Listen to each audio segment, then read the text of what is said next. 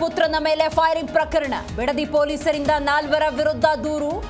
Car ಚಾಲಕ ಬಸವರಾಜ್ ದೂರಿನ ಅನ್ವಯ ಎಫ್ಐಆರ್.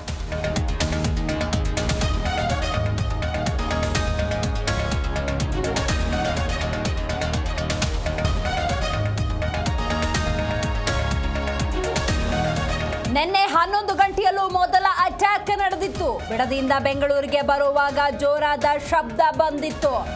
ಚೆಕ್ ಮಾಡಿಕೊಂಡಾಗ ಏನೂ ಗೊತ್ತಾಗಿಲ್ಲ.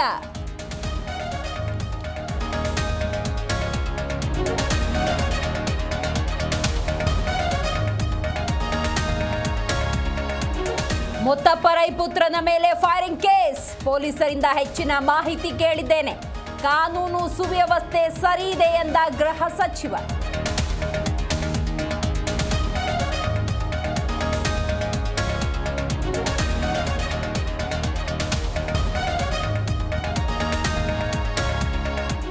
ರಾಜ್ಯದಲ್ಲಿ ಜೋರಾದ ಜನಿವಾರ ಜಟಾಪಟಿ. ಬೃಹತ್ ಹೋರಾಟಕ್ಕೆ ಸಜ್ಜಾದ ಬ್ರಾಹ್ಮಣ ಸಂಘಟನೆ. 2 ಹೋಮ್ ಗಾರ್ಡ್ ಸಸ್ಪೆಂಡ್ ಮಾಡಿದ ಸರ್ಕಾರ.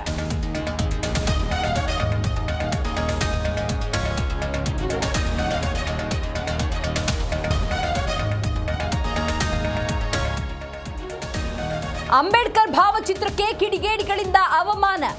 ಭಾವಚಿತ್ರ ಹರಿದು ವಿಕೃತಿ ಮೆರೆದ ಕಿಡಿಗೇಡಿಗಳು. ಮೈಸೂರಿನ ವಾಜಮಂಗಲ ಗ್ರಾಮದಲ್ಲಿ ಘಟನೆ.